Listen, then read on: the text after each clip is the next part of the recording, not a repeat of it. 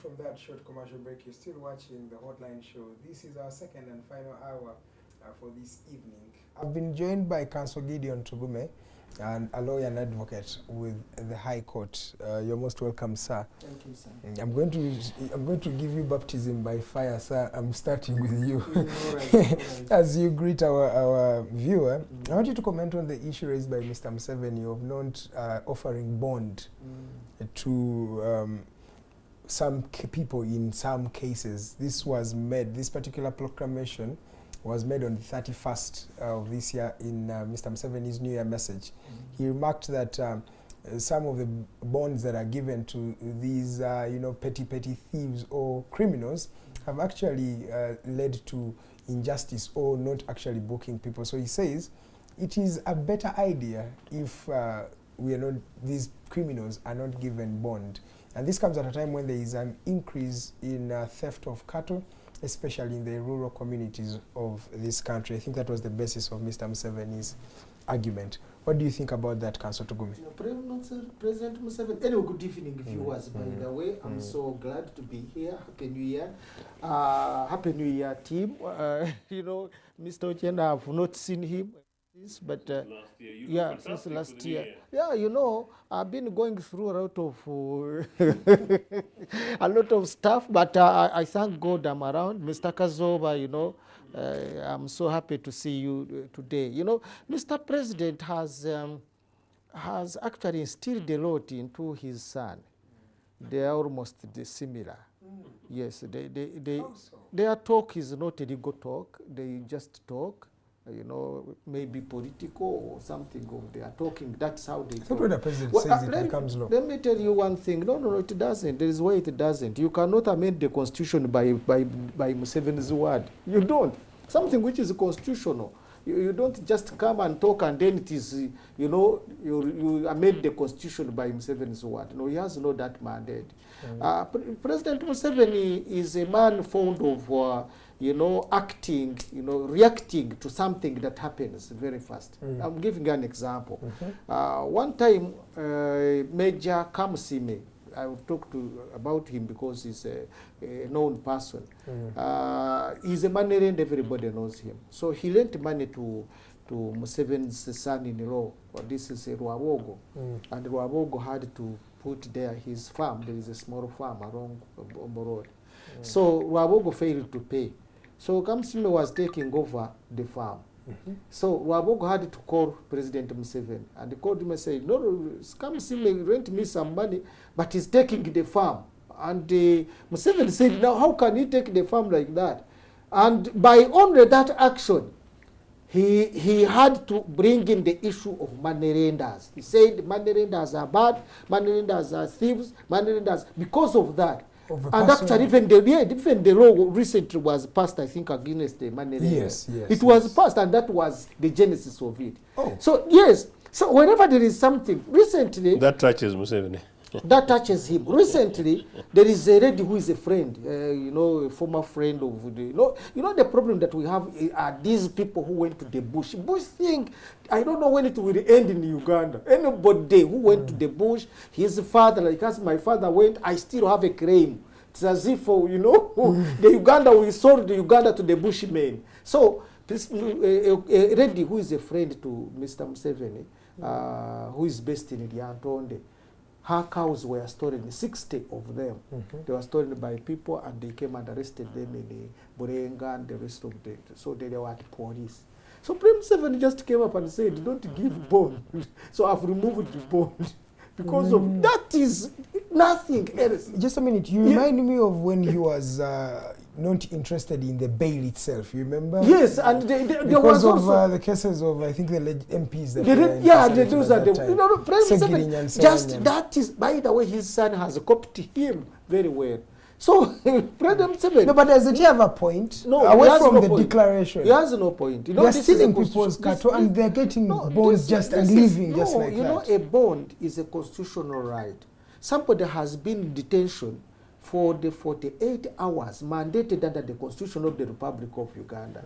And the Constitution says a person who is arrested shall within 48 hours either be released on bond or be taken to court. You know, yes, be taken to court. So if you have not done that, then you are, a bond is given to someone because police is arresting people when it is not ready. Not evidence. There's no evidence, and you cannot produce somebody in court without evidence. You know what President Museveni has to know is that when a person is arrested, he makes a statement. And on the statement, you have to adduce, you have to attach an evidence, and which the file has to go to resident state attorney, and the state attorney has to advise whether the person should be charged with that offense or not. This is a constitutional matter. Yes, a person must be given time. And that's when we see that these charges have been dropped or other charges actually added. At times, even the resident state attorneys write back to the police and say, no, you again reinvestigate this matter, because the charges you are bringing against this person actually will not convict him. So the police has to give a bond in order to prepare for an evidence. So President Museveni talks because, you know, he lacks legal knowledge of what can happen what happens in court, what happens between the police and the court. He lacks that. You know, at first he had actually opted for law when he went to Dar es Salaam University. His first year was in law. It was for a law course, but because of being busy in those activities, in the struggle. Yeah, in the struggle. Was it because of being busy or things were too hard? They were hard. You know, law course is not something very. You saw. So he had. And do you know the degree eventually got? Was it very good? Upper something? I would not go for. Okay. As you conclude, sir. So as I conclude, President Museveni has done well in many things. You know, you cannot be better in everything, but I think in some of the issues is messing up. And is messing up at the last hour when he's supposed to be saying bye to Ugandans. You know, you cannot keep on. First of all, you said no bail. They should not give bail. And court keeps on giving bail because it is a right. You know, it is a constitutional right. But some courts in the villages, they are not giving, okay? Again, now you are coming up and saying no bond. No, this you are abrogating the constitution. Actually, if Ugandans were very, very serious, they would do like what South Korea did. You know, yes. What did it do? They impeached the president. Yes. Wow. So he is impeachable. His actions are impeachable. Okay. Let me come to Joseph. Joseph, on the same note itself, really, sir, what is the mind behind Mr. Museveni? I've given you what he tells us that is his mind. But what do you think is the mind behind this particular proclamation? No, what I know is what I know is not what I think. What I know is Museveni is Museveni, and Museveni will always remain Museveni. Museveni is about himself, his life, his family, and his interests. Nothing else. That is the Museveni since Byanyima days. And that it has taken Ugandans, 50 years, some Ugandans, to still question and seek to critique. That's very unfortunate. That makes the whole thing very, very dangerous for the new coming generation, to the extent that some of the things we're discussing today. Why would we be discussing this? In any case, imagine, just to conclude, that can you imagine that you talk about politics and political organizations with gangs, that the nearest that has been is that of Mr. Museveni? Because I don't know any political party in Uganda that has ever had gangs by definition, because gangs are basically organized criminal groups organized for criminal purposes, and that's why I'm very emphatic about it, and that's the illegal definition. NRA organized and robbed banks and many other things, but one specific NRA criminal gang thing was the breaking into Kabale, Uganda Commercial Bank, and stealing our money. The bank that UPCE built for you guys, and now Museveni has sold it to dubious people after stealing all the money. So it's official. NRA lawyers, you know, NRA had gangs as gangs, and they operated as gangs by stealing money from Uganda Commercial Bank in Kabale, and they've never returned it. That said, as a young guy, you're referring, I think, to Lutamaguzi. Yeah, Haji Musa Sebirumbi. Sorry, Haji Musa Sebirumbi in Luwero. Haji Musa Sebirumbi was a respected district leader, chairman of Uganda People's Congress in Luwero. Haji Musa Sebirumbi was faced with, like all Ugandans were faced with, by the Museveni's gangs and terror in Luwero. Haji Musa Sebirumbi was a dedicated UPC member whose district had been invaded by NRA bandits. You know the massacres that took place. You know the I think we're in the issue of Charles. You know the skulls that took place that have been subjected, that has not been investigated. I want those things to be investigated for us to go post Museveni to go in the future, who threw the first bombs and things like that. And the fact that he was our district UPC chairperson in Luwero, naturally, you know, there were targets. The first targets in Luwero by Museveni were soldiers.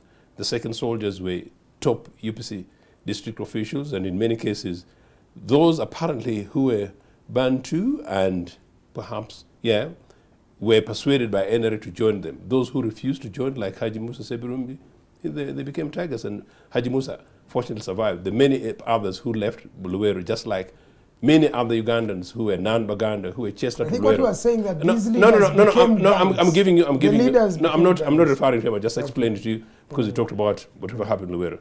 So Haji Musa Sebirumbi was not a member of a gang. He was chairman of the district of Uganda People's Congress that was surrounded by NRA bandits, and he was doing his vigilante role as chairman of the district. Yes, matters came up apparently that he killed somebody. I know that there was evidence, and he was tried in court. Tried in a kangaroo NRA court like many others. And unfortunately, we are not yet in the state in which we are able to review the matters in Uganda, where we're able to investigate and try likes of Museveni and try likes of Mwanga at par. Okay. So for officially, and I'm saying this for the record, Haji Musa Sebirumbi may have been found a criminal, but he did not belong to a gang, nor has UPC ever had a criminal gang. NRA has. And that's also on record that NRA was Yes. a gang. Okay, so on this particular issue itself, sir, what do you think? I think it will, like Charles was saying much earlier, we should probably stop focusing too much on some of what Museveni says, but rather maybe concentrate on where he's going. I think my two colleagues have already said. You're actually right, but the thing is, why we have to focus on him is because his word becomes law. Like when he says something, it's implemented. I was actually genuinely quite shocked. And it affects all of us. I was genuinely quite shocked that he came in and intervened.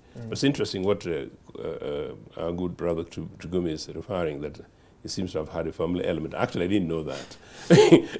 I didn't know that, so you realized that was sort of immediately taken aback. I think bail is a legal, commonsensical reality, as has just been explained. You arrest a suspect and detain them for 48 hours. And if within 48 hours you have not gathered sufficient evidence to arraign them in court, the decent thing legally, and it's common sense, and that is civilized.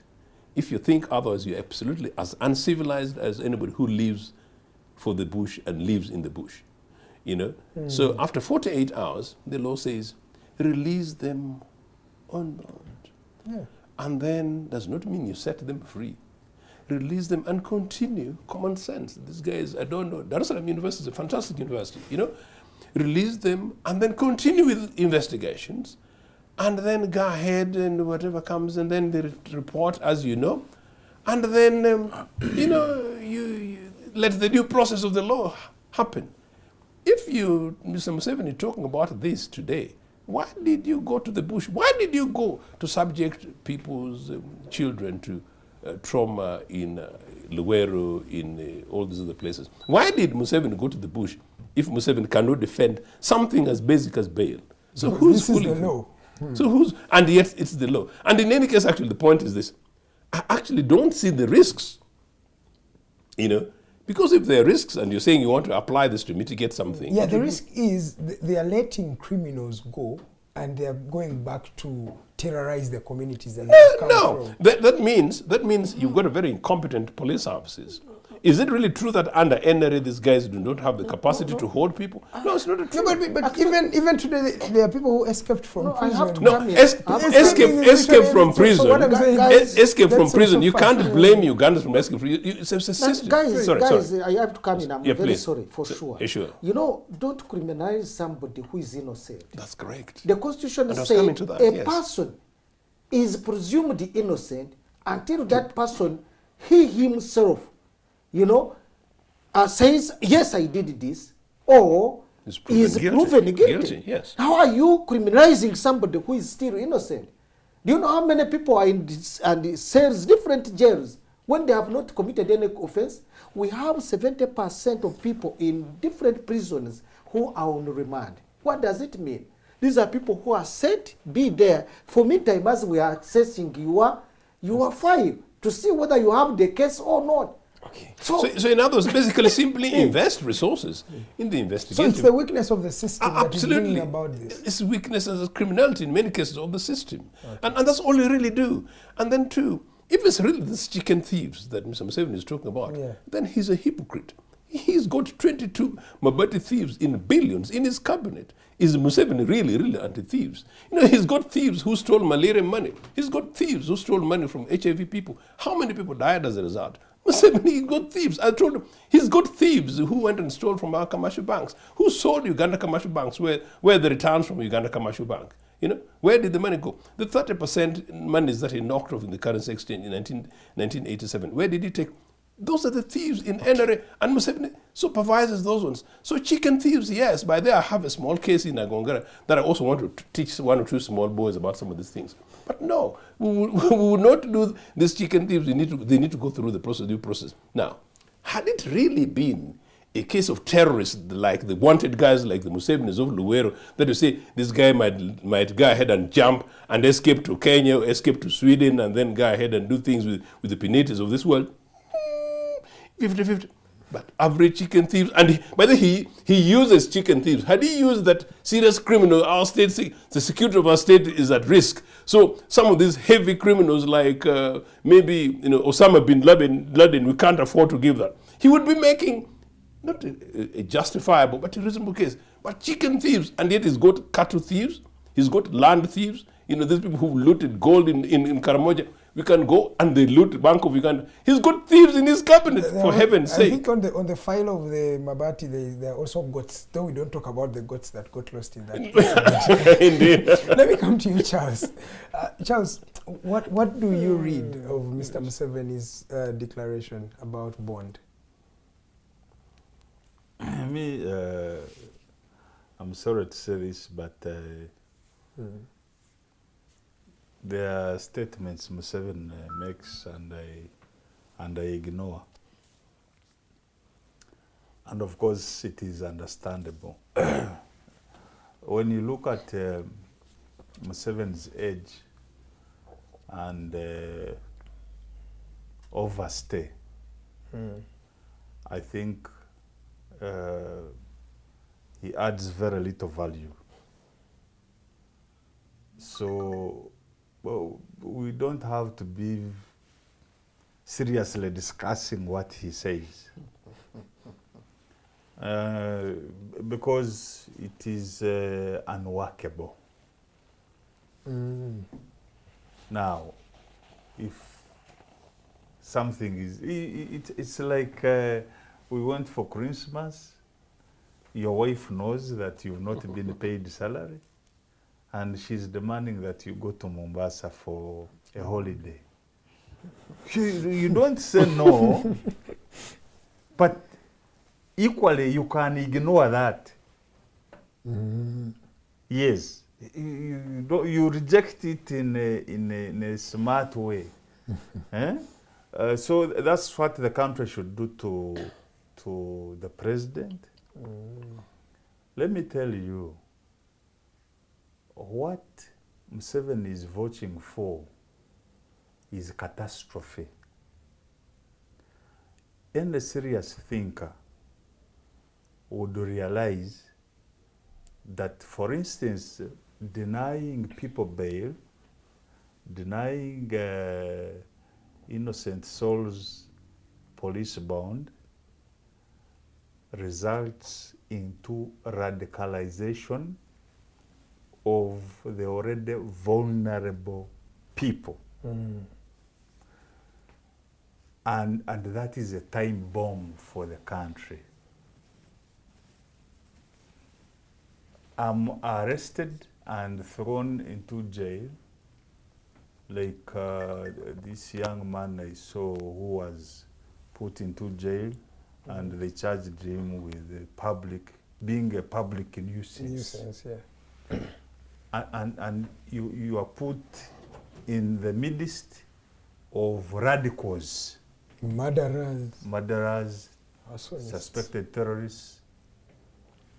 What do you think comes into my head? Because when I reach there, they tell me, please don't worry. Life does not end here. It is actually the beginning. What if I don't even have a job? And these guys are recruiting for ADF. What happens? It means the moment I step outside of jail, I already have a job with IDF that can now even provide for my family. This is what we are saying. Do not send innocent people into jail because you are radicalizing the population. And I've been warning this government. The more they radicalize the young people, the more they are unsafe themselves. Because removing this government is going to become very easy. Forget the guns. I've been emphasizing. You see, Museveni has that mentality that because I have guns, I have firepower, then I can subdue the population. That no longer works in the modern world. The dictators who have fallen had better firepower than Museveni. But because of the oppression, the population became so radicalized that losing life is normal. Is an everyday thing. Yeah. There was nothing to fear. So, should the population stop fearing you, the oppressor, the dictator, you're done. Because you have no weapon at your disposal to control the population. I get you, sir. Now, what the direction Museveni is taking is so bad for the country because people are going to lose lives.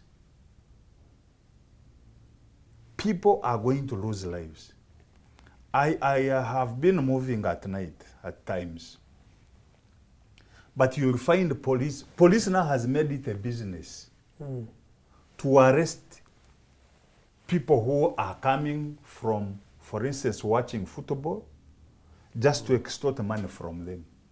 If you don't pay, they will put you in cells. In fact, I even saw the IGP himself admitting that this is being done by his people within the force.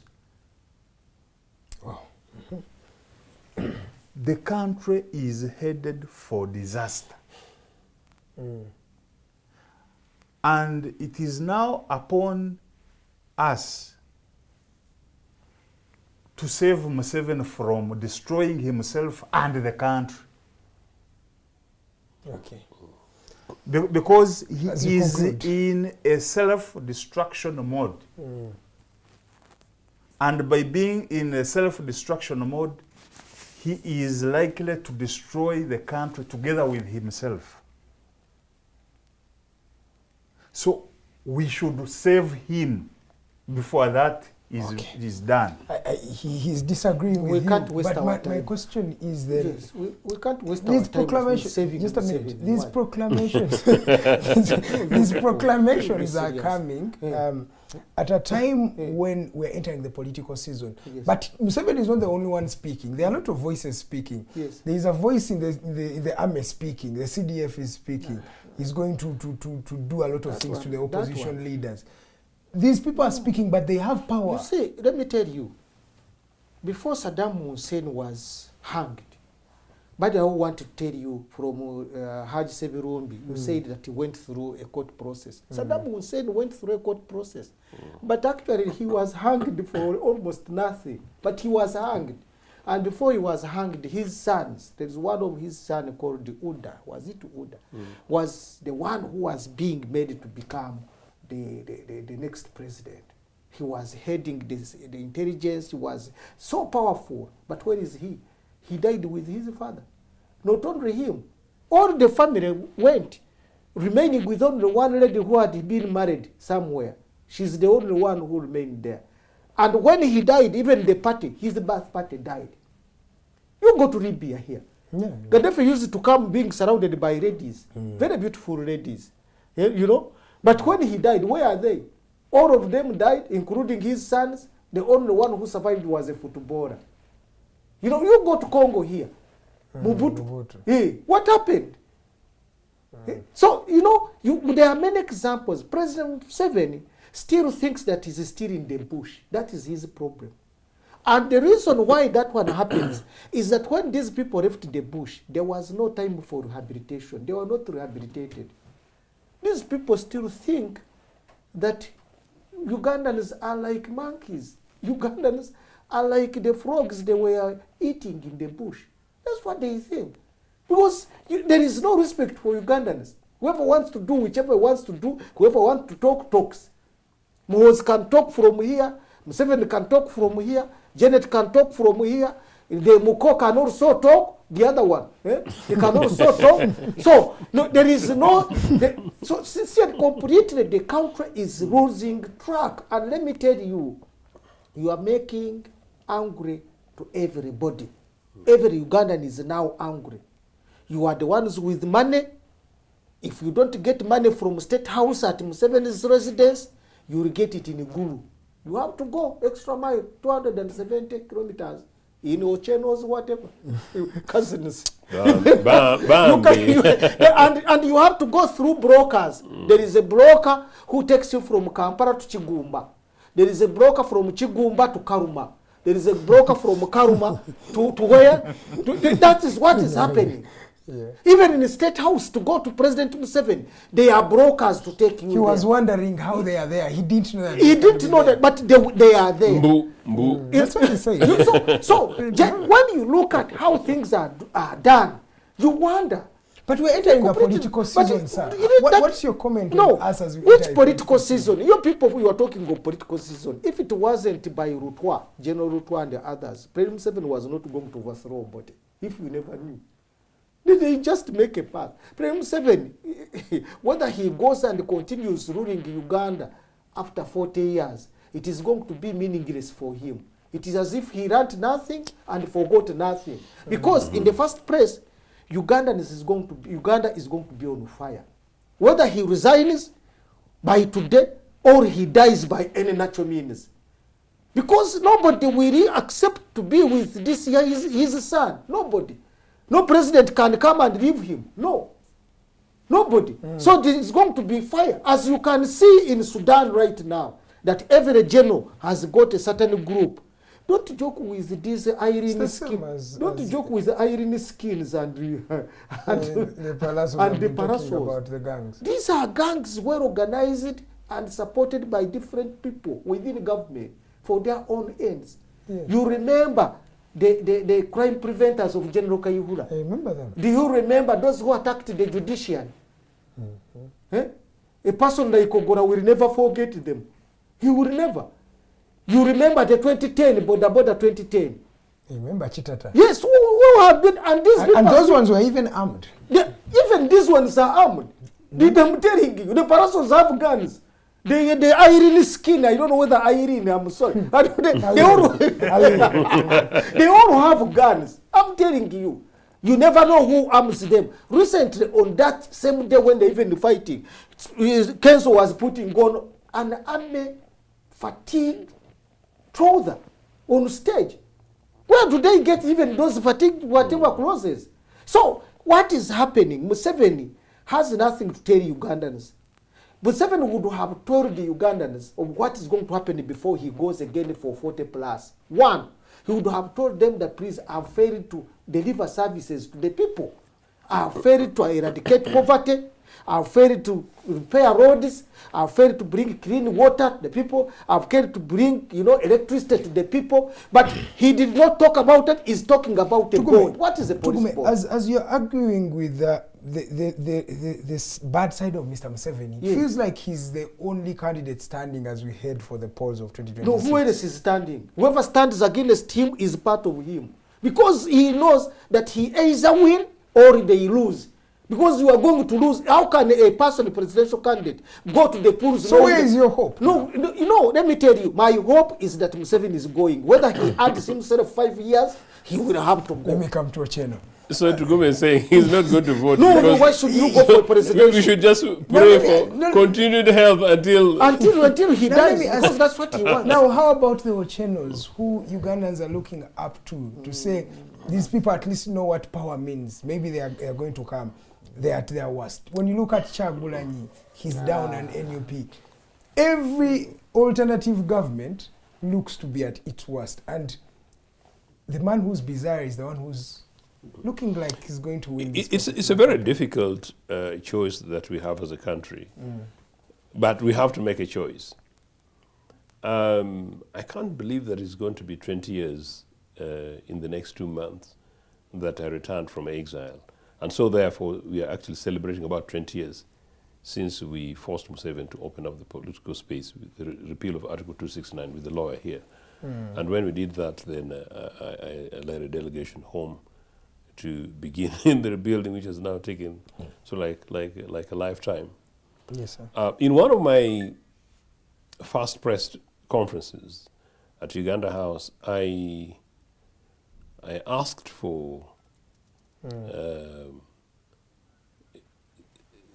National Truth and Reconciliation Commission. I talk about this very often, yes, sir. Partly because I hope and pray that Ugandans get some of these things and it gains traction. And the idea then was that it would be the best soft landing opportunity for Mr. Museveni. And that if that happened, we would have a closure of some sort, but recognizing that all of us, in many cases, would have had. I'm very confident that I know my track record, so I'm very happy to be able to share, take loans, mine, Ochieno, Museveni, whatever. But that's not the point, so it's not about point scoring. The truth is that I hope Museveni would buy that. Yes. When Obote died, the cheeky guy was refusing the return to Dr. Obote's remains. It was it took internal political things. It took our work in the party, but I can also tell this program, it took some of our works with President Mbeki to create a situation in which we had the capacity to return Dr. Obote's remains in our own private way. And so if that happened, we're going to cause a revolution in this country. Mr. Museveni conceded. Somehow, the tone that Mr. Museveni had, first, I was saying this, Mr. Museveni is a representative at the first state event for Dr. Obote in South Africa. Surprised us, myself, Jimmy, and Mama Mira and others. But I was heading that delegation. And we were preparing for some of Museveni's nonsense against Obote and things like that, and to respond. It didn't happen. The tone was reasonable. We came home, Museveni's speech in Parliament, I'm acknowledging it for the first time. I knew it was Museveni's whatever, crocodile tears. But it was not a bad tone. So me thought from then on, we would be moving to a situation in which this guy would be conceding that this country belongs to all of us. And that would be able to have given him, I'm cutting it short, the best way to exit. Yes. But this guy gets worse and worse and worse, and of course, captures one or two people from UPCE in a manner which I don't understand, just like he deals with many other people, and confirms what Obote knew about the guy. The guy's about himself and nothing else but about himself. And this mission is not the Republic of Uganda, but whatever design, whatever hegemonic agenda he had is to perfect it, and is locked up with it.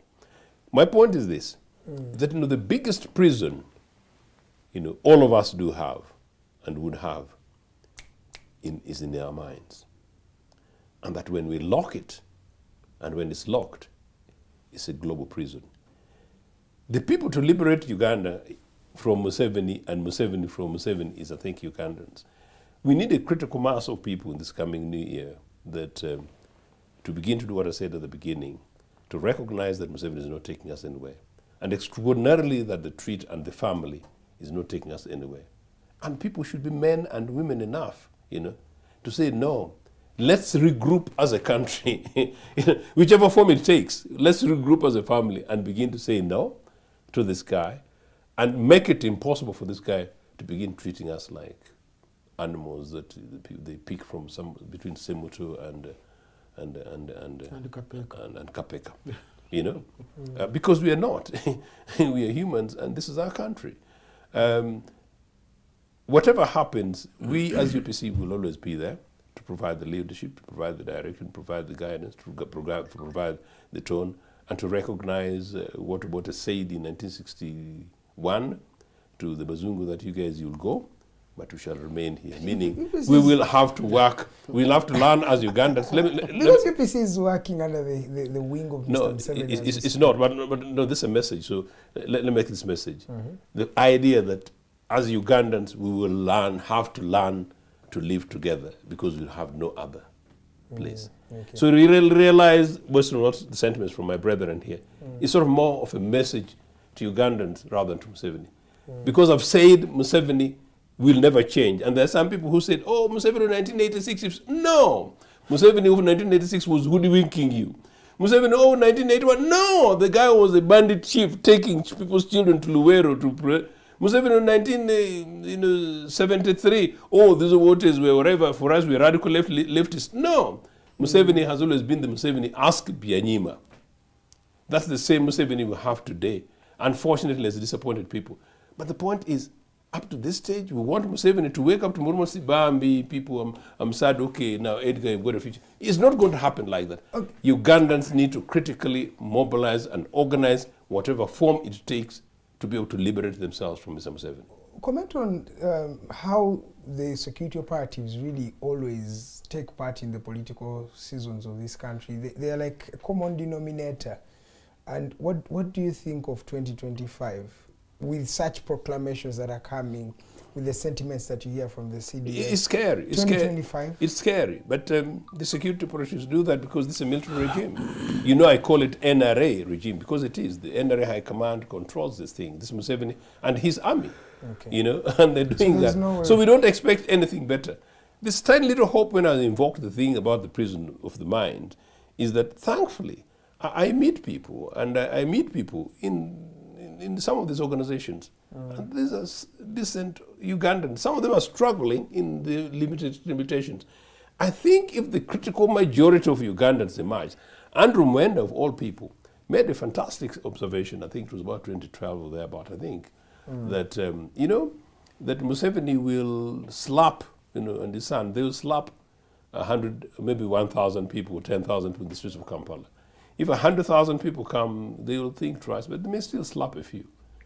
But if 500,000 people, Ugandans, come into the streets of Kampala, you will see how how those soldiers will undress and say these are our people. Because I know that even in some of the recent by-elections, I don't want to give out too much information. There have been cases where security services have actually said, no, they're not going to do certain things. I know, and various security agencies. And I also know people, including in NRA establishment, that would wait for a critical thinking of Ugandans, rallying around common sense and move that direction. Okay. Interestingly, actually, in the last 1 month, I'm much more optimistic about possibilities of Ugandans waking up that they're in real NRA prison than I was possibly, 12 months ago. So, thank you, Charles. Joseph. Let me come to Charles. Charles, 2025 a political year for Uganda. What do you think about this particular year? Renewed pressure. From the population. Yeah, me, I don't like really focusing on the Ochienos. No. Uganda's future is held by the population, the young people. And the young people, I'm talking of the 70 plus youngsters. So they have to decide. Do they have to send another group to offices to earn and be better, or they want to change the country and then we become a better place? That is a question for each and every individual. So elections shouldn't really excite anybody. They shouldn't, because elections in Uganda since 1996, what has happened? Museveni has been winning. The situation is getting worse and worse. People who used to earn 1 million in 2000,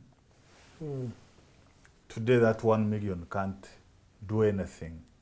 In 2000, that 1 million would rent you a house, a good room of 50,000 here in Kampala. Today, that room of 50,000 in 2000, today that room costs around 300,000. So literally, life has become more miserable for each individual at personal level. So it is a decision for each and every Ugandan. The cost of food in 2000, you know, we used to buy food, you remember chikumi at Makere? I don't remember, so but I know the place. I know the place, chikumi. Edgar, young man, you are the future. I know the place, chikumi. I don't know why it was has called now that. changed. It has now changed. There are good shops there. But food of 400 would get you satisfied. Okay. Today, a plate of 5,000, you are still half hungry, half full. So that is the situation we are talking about. In 2000, Kameza, even 3,000 was enough to leave behind for your girlfriend. Today, if you left behind 10,000, you would quarrel. You understand? So. And yet getting 10,000 is very difficult. It is very difficult. Now, you have a small, very small group that is holding all the wealth. And that wealth is not being distributed to the population. So some citizens have become slaves within their country, and that is very bad. So the situation has to change, and it is not going to change through elections. Elections is a process to only give credibility to the people in charge of power. Yes. Nothing more. But you know, Ugandans have that mindset of the elections, even after what you have said. No, not Ugandans. You are misrepresenting. Because every year they go to vote. There has been propaganda by the few Ochienos. By Ochieno, meaning opposition? The political actors. You know they're the same. There's no opposition here in Uganda, I've told you. I represent an opposition. There is no opposition. I represent an opposition to dictatorship. What you see as opposition is merely an extension of President Museveni's machinery. There is no opposition. I heard Muhoozi saying that they even sponsored Kyagulanyi and gave him I've money told to you come. there is no opposition. That's what he said. If I said so, then it is true. No, but they have said that about Besigye. So can we say that it's true with Besigye it's too? true, but I was part of even that group. I was part of that group. And what You're going made to me- you're going to tell us you are part of Juicy. Let me first conclude. The emphasis should be this ordinary Ugandan. When you are in your house with your kids and wife, first think of the best decision you would take. Do you want to send these people back into office so that they can steal more and more and more and more, or you take a decision and say, enough is enough, please, we now need to take charge of our country and move forward. That is a decision. It's a very hard decision, of course, and it's very costly.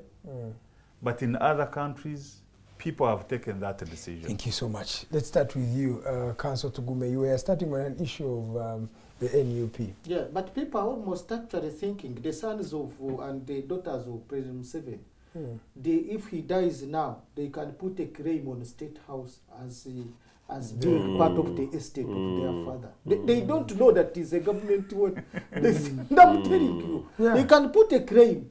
And it can be removed by court to say, no, you people, this is a Ugandan what? Property. And it's not just only them. I'm telling you, there are young people who think that is the house of Mr. Museveni. Many of them. Yes, if you hear such arguments, if you are among those communities, you find those arguments. That is Mr. Museveni's no, house. 40 years, being in the power that he for built 40 it years, himself. there are ministers who are being just circumnavigated around.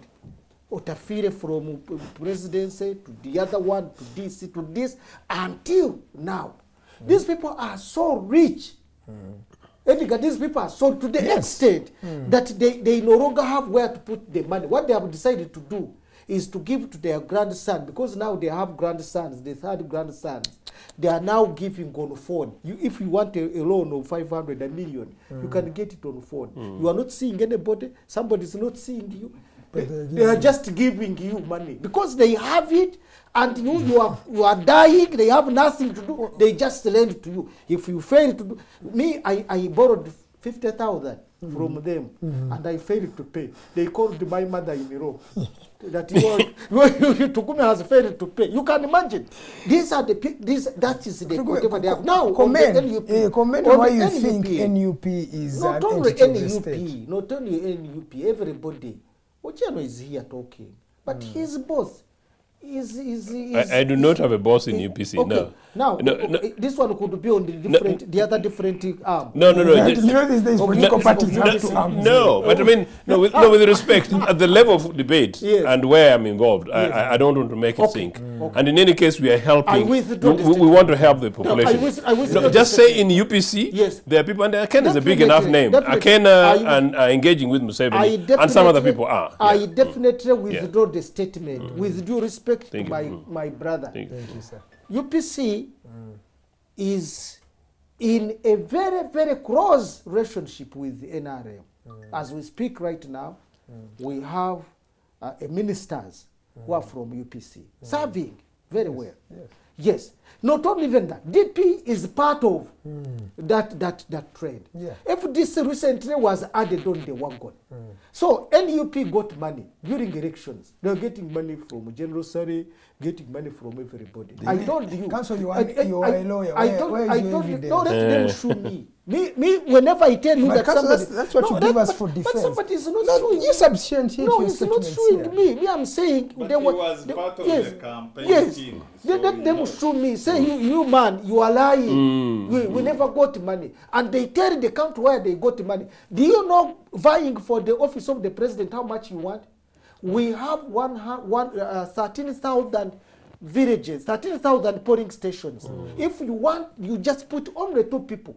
You need 26,000 polling stations. Those people, 26,000 agents. And if you are giving only 50,000, you calculate how much is that? That's only 50,000. That's a lot of money. Now, leave alone that. How about the agents? How about those who are the campaigners? How about the music? How about the fuel? How about the food? You cannot have that money individually. When these but it does not necessarily mean that you've got it from Saleh. No, what let me tell you, let them say publicly, we got money from ABCD. Because actually you are supposed to be declaring the assets and liabilities of your parties before going for election. They have. They have not. It was questioned by the Auditor General.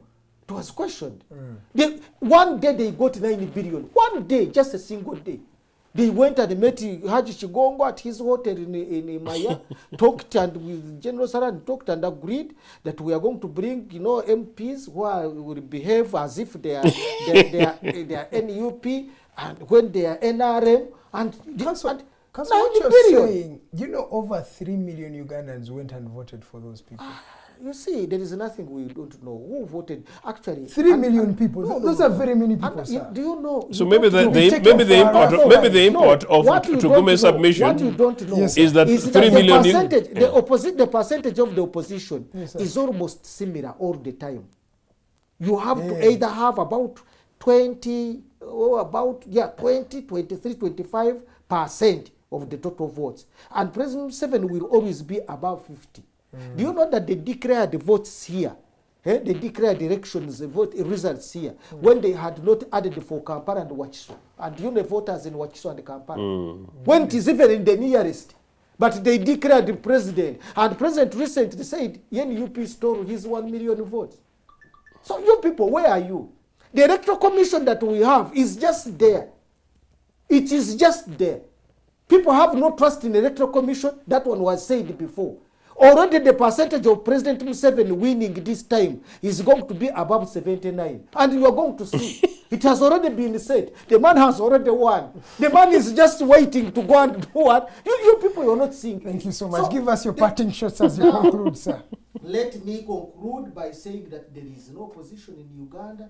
Whoever is going to stand against President Museveni is part of him and is sponsored by him. If not, let him tell us where he gets the sponsorship to vie for that. Then second, So let's just leave what- Museveni to vie for... No, Museveni has already won. He knows that he's the winner. Okay, thank Now, you. the only solution to this problem, if at all we were to be very serious, we are to boycott these elections, then force President Museveni to go for a dialogue, so that we don't waste the taxpayers' money. We have more than 100 trillion debts. Why don't we get some of this to pay debts instead of going you so for election, much. which is already finished? Council Gideon Tugume. Let me come to you, Honorable Joseph Ochieno. Give us your parting shot. You know, I don't know why Comrade Tugume came in, man. You know, I started with trauma, and now you're concluding with trauma. No, as it happens, we're in a sad situation. I was telling you that sometimes I look back to the 20 years since the return to multipartyism and I see the mess in which we are. I really hope some common sense prevails in NUP and that leadership emerges beyond what Tugume is talking about. I hope the same happens to other political parties. But DPFC. Let us be very serious. I am. A person has never been elected. A person has. Whom did Kyagulanyi stand with to become the president? I am just saying, I hope some people, I'm not talking about Kyagulanyi, because the political organization as a legal entity at the moment. Yes. So maybe some people can emerge who don't associate The with National it. Democratic Party Who has no don't associate This is a with people like that, constitutional and they help to provide the leadership to Edgar and others who badly need it for the future. Yes, sir. I hope in UPC's case anyway, we hope to resolve our legal matter in one way or another. In the event that my election victory is cleared and I'm president of UPC, I can assure you that then I will be a presidential candidate against Mr. Museveni, and I will I can confidently tell you that our source of funds will not be anything to do with blood money or anything to do with NRA. And as far as we are concerned, we are capable and able of doing that. What happens in other political parties, I don't know. But I just hope that whatever happens, that one of the things I'm trying to regenerate interest amongst Ugandans, that people should genuinely get interested, including to listen to some of the serious observations being made by my two colleagues, including Tugume, and that whatever happens, whatever form it takes, people should be politically involved, politically active, and that this country belongs to Ugandans and not to Mr. Museveni. Thank you so much, Honorable Joseph Ochieno. Lastly, definitely not least, Charles Kazooba. Well, this is a very turbulent year politically, but like I've said, the young generation should not focus so much on elections if they really want to be better tomorrow. There has to be some reorganization, serious reorganization. And I would also want to encourage them to start ignoring what President Museveni says. Who's Because the president? you know, there is a president who rules his country. Best is it in Sweden? In France. France. France. Museveni's age mate in in Cameroon. Such characters, you just have to ignore them and focus on what you have to do. Okay. Otherwise, you mentally become so disorganized and you lose track. Yes. Okay, thank you. 2 minutes to the top of the hour. Thank you so much for tuning in from the time we started up to now. Thank you so much. We've been streaming on YouTube but also on Facebook. So in case you missed some of the details in this particular episode, feel free to just go back at The Alternative Uganda but also at Digitalk TV on both pages. You can be able to get this particular feed. You can also check on Facebook. We are also right there. Tomorrow morning, we shall be in court as we look at Dr. Kizza Besigye's returns to the General Court Martial tomorrow. I told you that the lead counsel in that particular case, Martha Karua, has been given a temporary certificate or practicing certificate to be able to litigate. So tomorrow, she will be at the helm of that conversation. We'll be telling you what has happened right there and more. Keep it Digitalk TV. My name is Edgar Matthew Karohanga. From the entire team, may God bless you and good night, Uganda.